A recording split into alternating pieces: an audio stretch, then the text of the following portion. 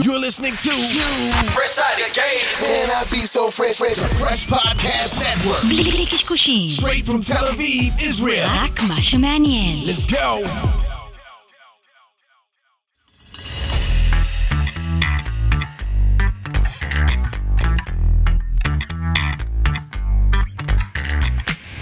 Hi, my name is Hilal Leizarovich. And I'm Rana Vaughn. We are two entrepreneurs from Israel, and we are on a journey to find out what makes entrepreneurs, investors, and CEOs Succeed or fail. and we hope to inspire your journey.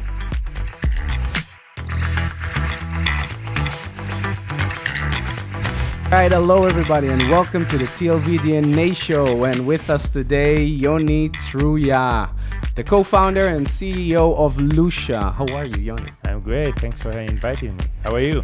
Oh, we're happy to have you here. You know, I'm very excited and curious about this interview and conversation. Let's start with you, saying some words and telling us about Lusha. What is Lusha? What is Lusha doing? Yeah. What is Lusha solving? Great. So, Lusha helps B2B companies to find their next customer by providing them accurate data, insight about companies, trends in companies, the people who work in these companies, so that the customers or our customers will be able to identify the best or ideal customer for them.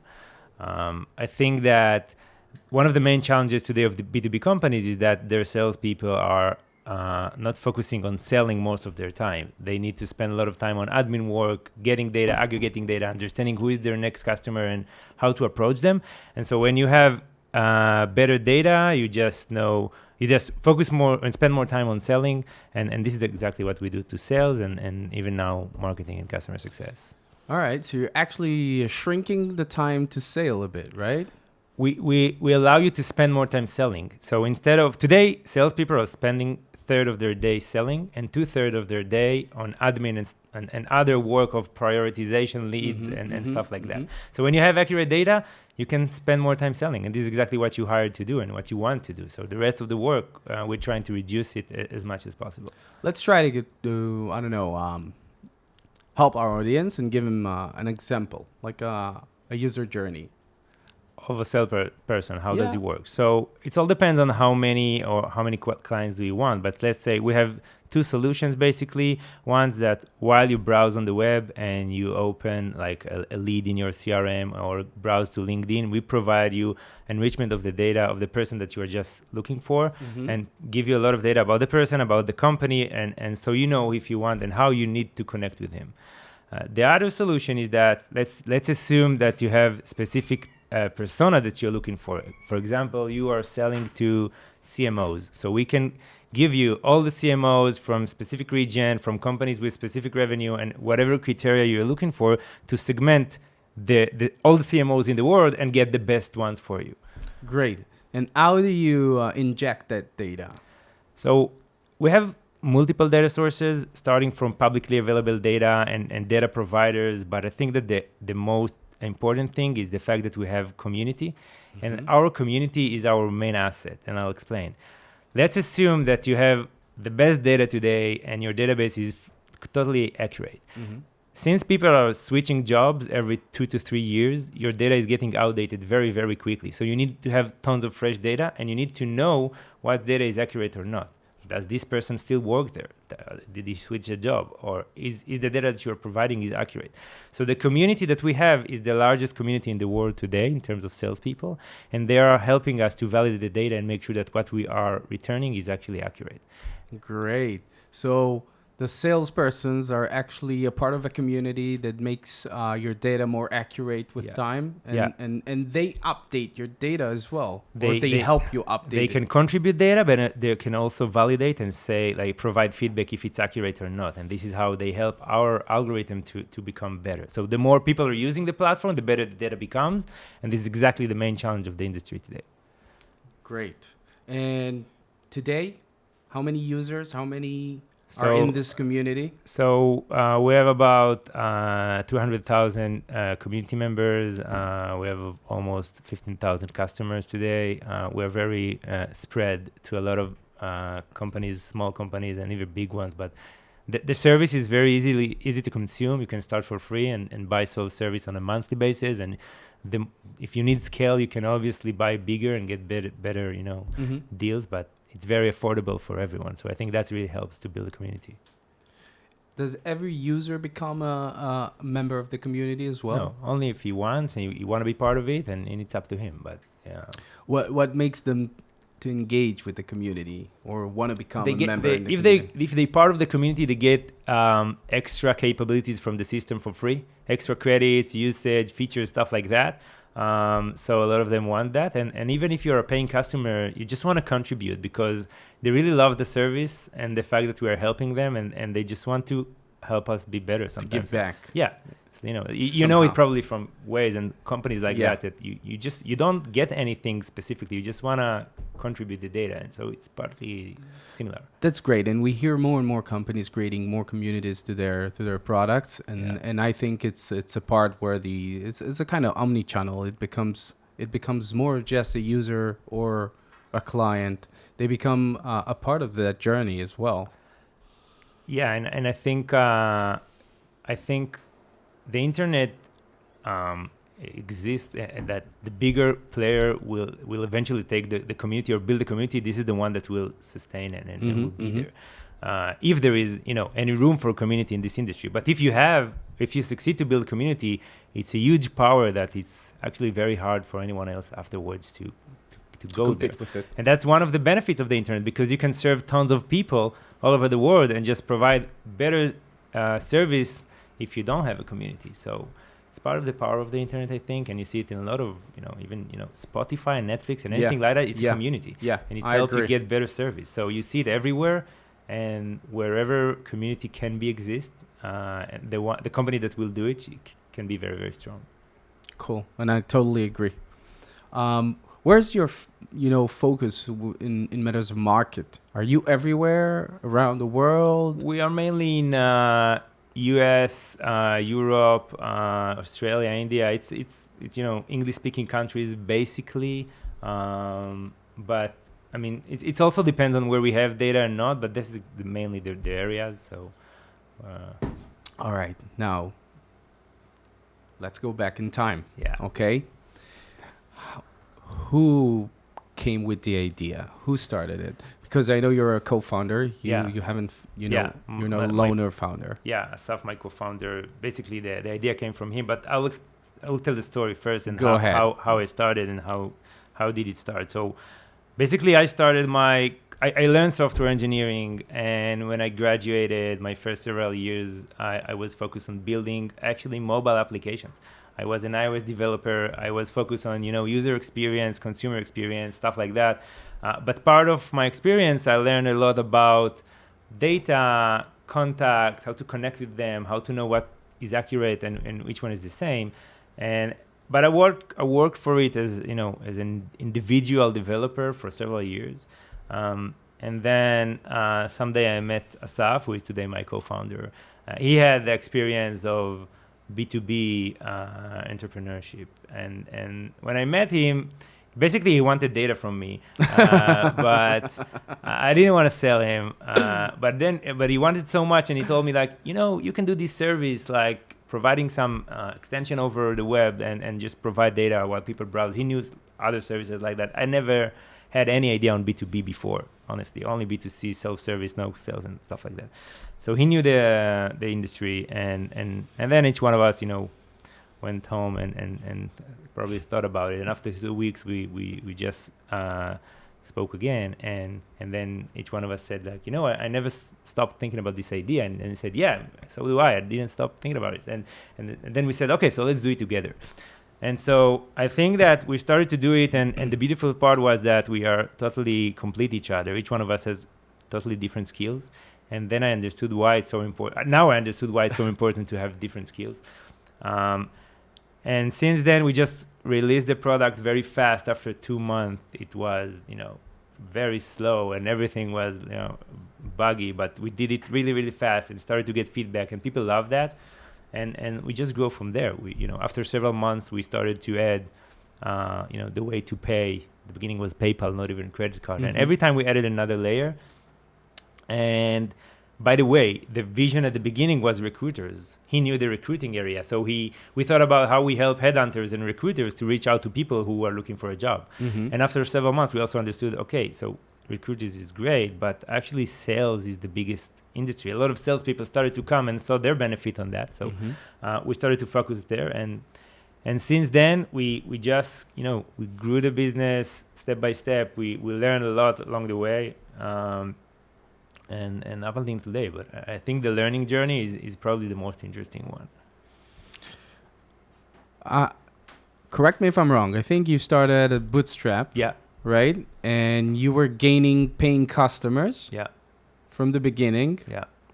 And went to recruit funds to become more scalable much later on. Yeah. Than usual.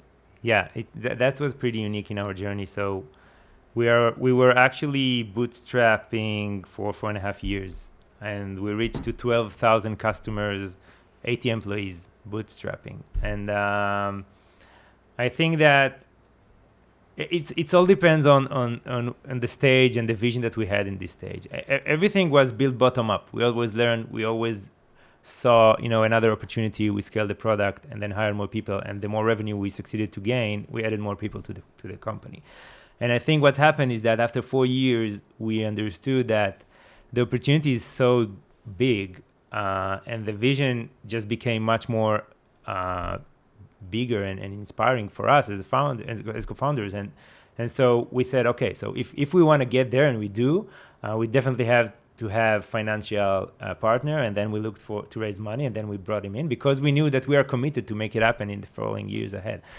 But I think back then we built a company, we had a vision, but it wasn't clear that we need financial partner. But once we did understand that, we just hired him. Okay, so it's very different, I have to say, and I'm curious about it because many founders come here to the TLV DNA show, and I speak with them, and I understand that your journey is a bit different. Yeah. Most entrepreneurs, they'll go back in time. They'll say, we kind of researched for an idea market fit first to understand that we're aiming to the right, to the right segment, to the right people, to users that are willing to pay. Yeah. And what you did actually is you said, we got a good idea. Let's create something. Just build. Just build it. Just build. Just start to build this. That's so interesting. Yeah, I think you're right. I think a lot of entrepreneurs, which I meet today, are mainly focused on their story and their how to raise money. That's okay. I think the most important thing is to focus on building the right thing, and just build. You need to build your product. You need to build your solution. You will do mistakes. You need to learn from them. You need to iterate all the time, the fastest that you can.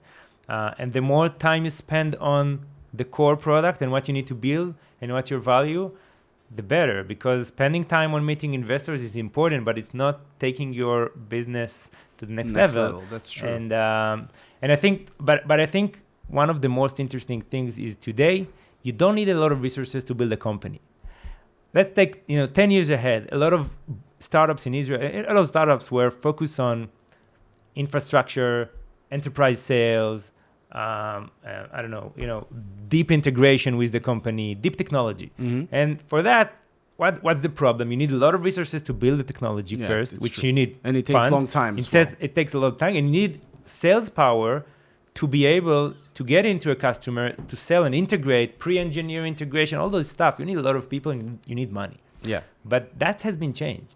Today, every 4 people with laptops in WeWork is a company. It's true. And you don't need a lot. You just need to publish something on a website, on an application, whatever. Just connect, credit card, and then you can start provide service.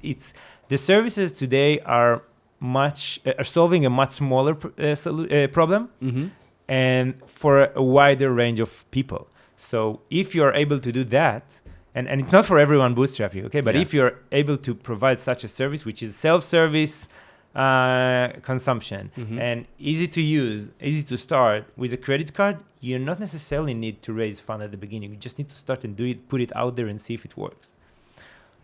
Now, in matter of stages, you went through ideation between the two of you, and then you created your POC on a real product, on a real Yeah. working product, Yeah. right? Yeah. So let's say we kind of skip the POC demo, tools that a lot of people are trying to validate their idea through several channels before they actually build something. Yeah. And then did you have a stage where you called it an MVP, or was it, this is our product, this is our product, this is the beginning of our product, and then it will develop and become a bigger product and a better product? The first version of the product, the MVP was public available. It's not that we didn't build anything internally and then show the demo to people. Mm-hmm. I cannot get enough feedback like that. We just built something really, really fast, really, really clunky and not working that good, but it still provide the core value, and we put it out there. And then we saw what's happened. The beginning, the first several days, let me explain how we brought the first customer, because another interesting thing is that we never did marketing as well. Up until That would be an interesting story. Tell about how it. we did it at the beginning. We just put the service out there on the website, and then we browsed to groups, like in Facebook groups, LinkedIn groups, where recruiters exist, because we started with Recruiters, right. And then we tell them, hey, there is this product, and you can try it out. And we just brought the several hundred people with our hands.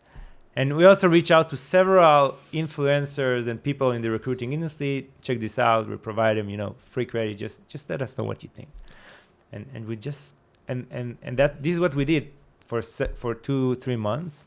And you were not asking for money at that stage. No, the first 2-3 months there was no charging payment system, so it was just free. All right. But we learned, and we saw that the people are using, and we saw their feedback, and they love that. And there was tons of problems, but that wasn't matter. They love what the idea. And now most of the feedbacks were repetitive, which is great. If you have repetitive feedback, you know what you need to solve. It becomes an insight. Yeah. And then you focus your effort on the most repetitive problem, and you start to solving that. That's very interesting and a bit different than what I'm used to hear from other entrepreneurs, and that's insightful, for our audience as well. A lot of people will invest a lot of time, and sometimes time is money.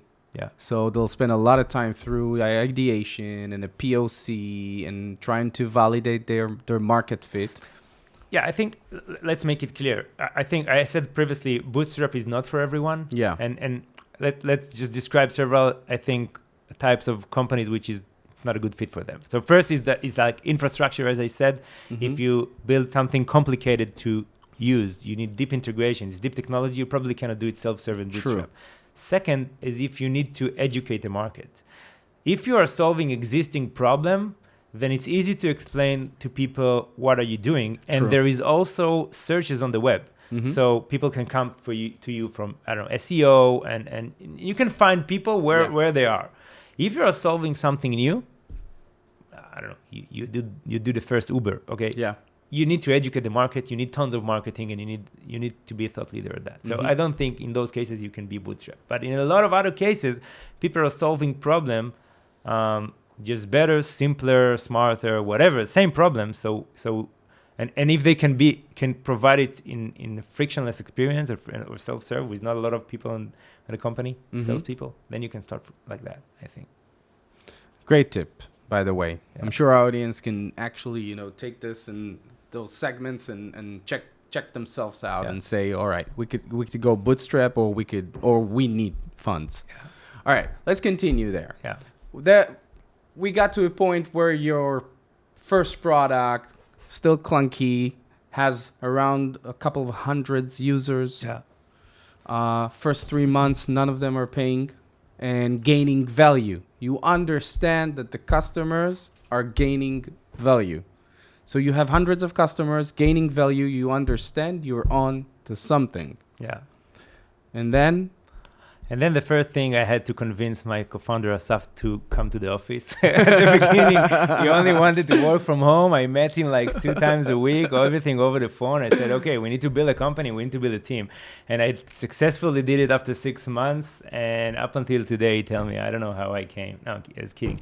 But we started to work and take it seriously. We understood that there is something here. And okay, let's put more effort on that. And he had his own experience and company before, and I had stuff I did before, but everything was put aside, and we just focused on that.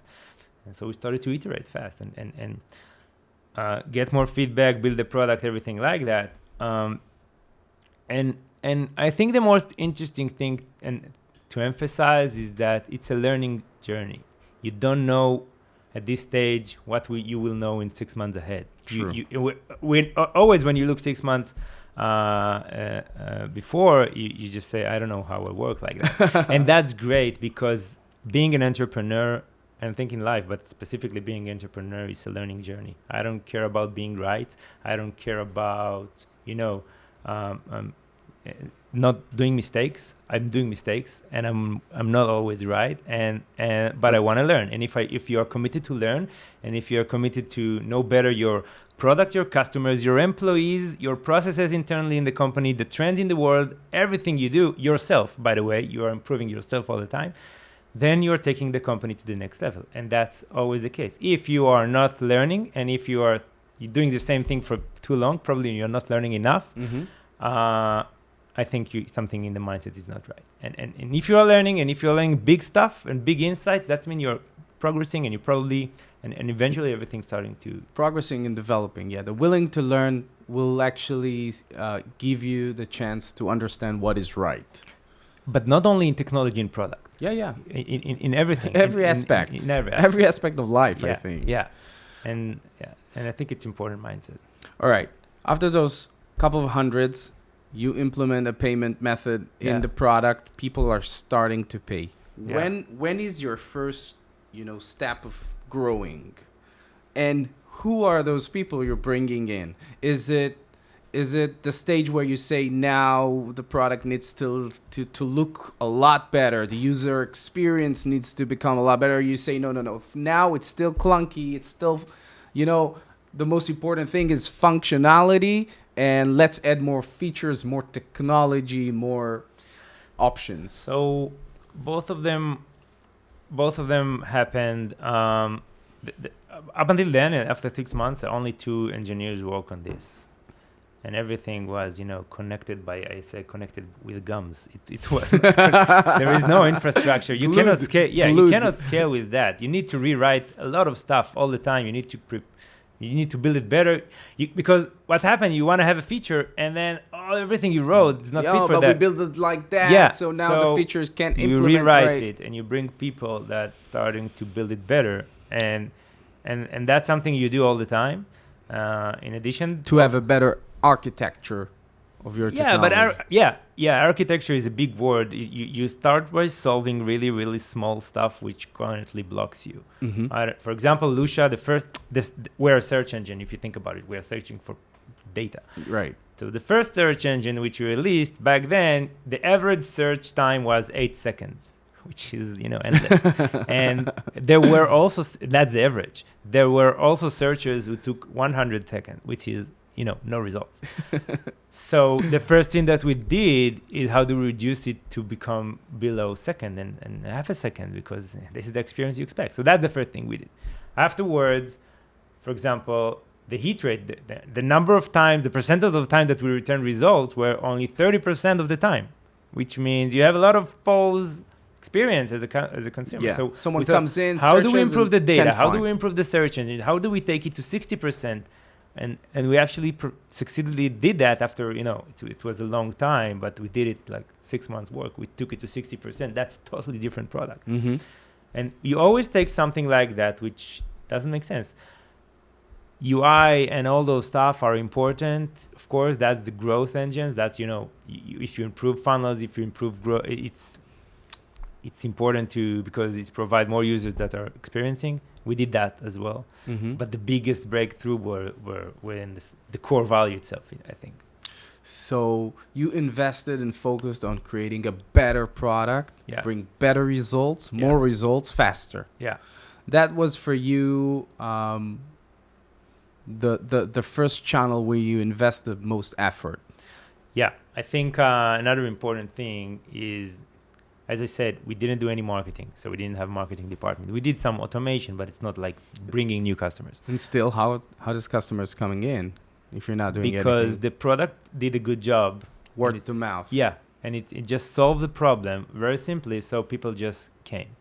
Now, after 3 years, the word of mouth had to have more resources Yeah, to yeah. continue to grow, and then we added marketing, and To then elevate it. and then we raised money. But I think the first 4 years we haven't done anything from that. We were focused mainly on the product, making sure it works, and we also, I think we had several stages that we wanted to open and build another product, and every time we did that, it was like a defocus because we haven't done enough in the first one, and we always had huge opportunity to improve the first one. So I think maybe for too long time, but I think that's part of the thing that we just focus on one. Every time we started something new, it didn't get enough resources. We wasn't big company enough to build two product lines. And every time we did this mistake, we just eventually closed it because we understood we were too small. So It I takes think, your focus. yeah, and we did this mistake twice. So I think I think we will have more than one product. Now we do have, but we're bigger now. But I think at the beginning we didn't understand how important it was to focus the company, because you cannot have two product lines or two solutions with almost no marketing and no salespeople. You need to like separate everything you do, and it's not scalable. You need to focus on your core. And I think those mistakes were the ones that slowed us the most in retrospect. But every time we stopped the focus there, we accelerated because we put all the resources on the right place, on the same place. So it boosted when you focused. Yeah. The community part. Yeah. When was that feature? When did you understand it first that you want it and you want to create it? And then later on, let's go into the conversation and start how you start initiating it and establishing. So I think that took us some time. At the beginning, we brought data from a lot of sources, but we understood that that's nice. Everyone can do it. I mean, we have competition. Everyone can do it. And if each one of us will do the same, what will be our uniqueness? Let's just say, what is a good data company? A good data company is a company that have unique data sources and unique insights. And if you don't have this uniqueness, then everyone will sell the same and it will be commodity. So what we did is we started to think, how can we build a uniqueness layer? And the main benefit of Lucia was that we have broad amount of customers and users comparing to most of our competition is enterprise sales, enterprise deals. They have big deals, big ACVs, but small amount of companies. And we have a lot of small companies, basically. And so we wanted to leverage that. So we said, if we will use all the users and ask them for data and improve the service, then we can start leverage. And this is where we understood we want to use them and help to make a better product. All right. First stage, how do you conduct this? How do you establish a community within your product? You just release a new feature and ask them and see. The smallest thing you can do, you just ask them to give feedback on the data. For example, just put it out there. Everything we do, we just put it out there. And what we did is basically all the time is soft launch. We are not doing any announcement at the beginning. It's I don't know if it's right or not, but this is how we did it. We are not doing any announcement for almost anything that we are releasing at the beginning. We just put it out there and we measure the results. Because we might release something which is totally wrong, totally bad experience. We just what we think we build on the back office, and we don't know if the users will like the data, if it's good, if it's accurate, if they're gonna click or not. We just put it out there. If it's adopted by the users, then we announce, and then it's become like it's get out of beta and it's out there. But we just test it first. And the faster you can put something out there and test, and this is probably also, to do that you also need a lot of users, because if you don't have a lot of users, you cannot measure enough. But this is our case. We're playing the volume game, and so we just put something out there, we measure the results, and then if it's right, we continue to develop on that. If it's not, probably it will went away.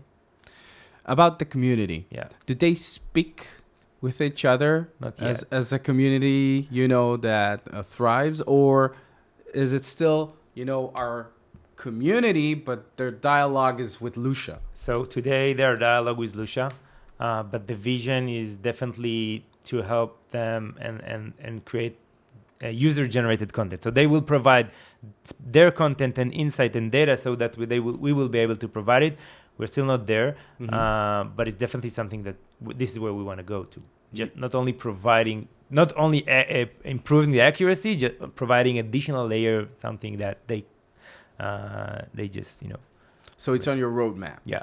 All right, cool. Let's try to speak about that area where you grow as a bootstrap company. And how do you get to that point where you actually understand, now we need the funds? So, as I said, I think the vision, we didn't build the company and day one, we saw the vision 10 years ahead, how we're going to be a big company. It wasn't like that. We started as a side project. Let's see how it works. And you were figuring it out. Yeah, and we started with recruiters, expanded to sales, expanded to, more sales solutions. Then it's not only sales, it's marketing, customer success. We always saw more things that we can do.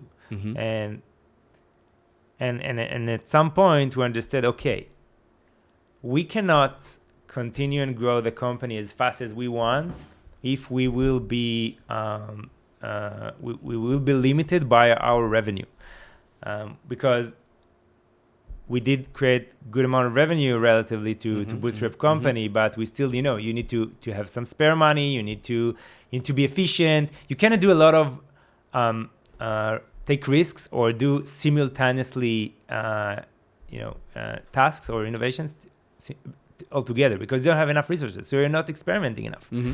And when we understood that, we said, if we will raise money, we won't need to put spare money on the side, and we will be able to do more simultaneously, and then we will scale faster. And when we saw that we have a lot of things to do, enough things to do, and we are committed to do it, we decided to bring a partner, a financial partner, because there was a price for that. If you think about it, a lot of entrepreneurs who are bootstrapping today ask me that, but do you want to add like a partner, and you won't have your freedom anymore, and it's always a question, and it's right. But when we when we ask ourselves what we want to do, we did want to do that for a long time, and so we're committed. And if we're committed, then great, let's bring a partner, which will make everyone better. So I hear you, and it sounds like you said you got to a point, correct me if I'm wrong, where you said, guys, we need more money. The revenue is great, but it's not enough, to create this and to create this. It wasn't on a specific channel. It wasn't like, guys, we need to scale up, we want to go worldwide, and we need more money for marketing, right? It was several... It was for everything you do. It was for everything. Marketing was definitely part of the things that we wanted to raise money for, but also headcount.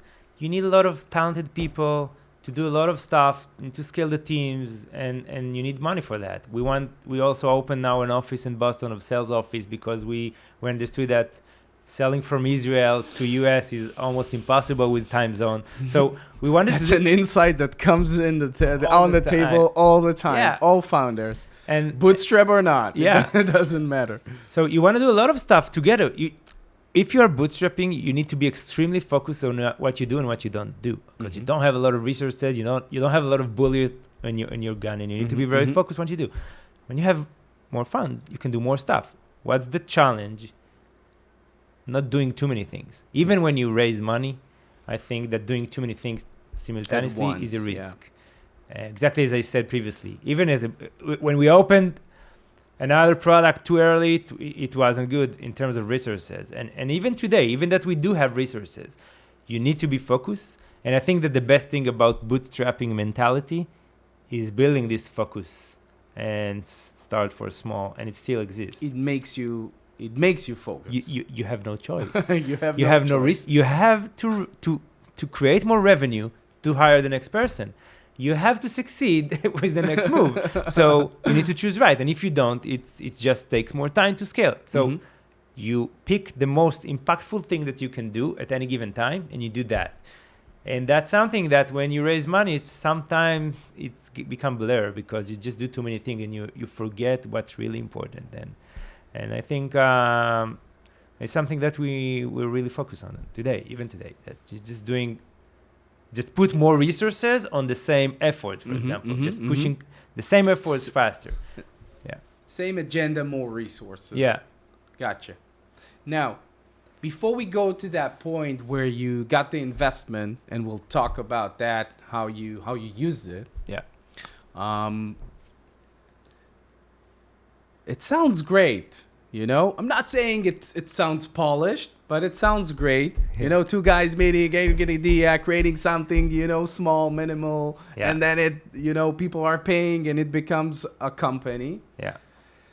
Try to find those hard points or challenges that really, you know, kept you awake at night, and it was hard to solve.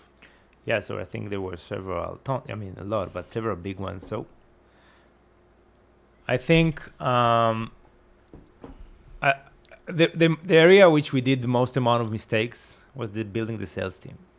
I think we did a lot of mistakes in terms of hiring the right people. We did mistakes in terms of building the right approach to customers, and I'll explain. We are a product-led company. Most of the B2B companies are sales-led, which means marketing brings leads to sales. Sales speaks to the potential buyer, and only if he wants, he see the product afterward. The sales is the gatekeeper for the product. In a product-led company, it's opposite. The marketing brings leads to the product. The users sign up, start using, even buying self-service, and only if he need scale, have questions, or need anything like that, he reach out to sales. So sales are talking only to users, not to potential buyers, to users who know the product, who know what they want, and it's more about commercial and connecting the dots. It sounds like a thin line between sales and support. It's similar to it's partly customer success if you think about it. It's you want to make sure that the customer get what he needs. He already have a lot of knowledge on you when he speaks to sales. And by the way, this is the most modern B2B, the way to build a B2B company. PLG companies are the best. But back then, we didn't know we were a PLG. We didn't know there is a term PLG. The term PLG, we learned, I think, a year and a half ago. But we did that, and it took us a while to understand, because we were PLG. We were a self-service product with sales team afterward. It weren't great. And then we started to learn from other companies, and we understand, no, they do it opposite. They do it with like enterprise sales first.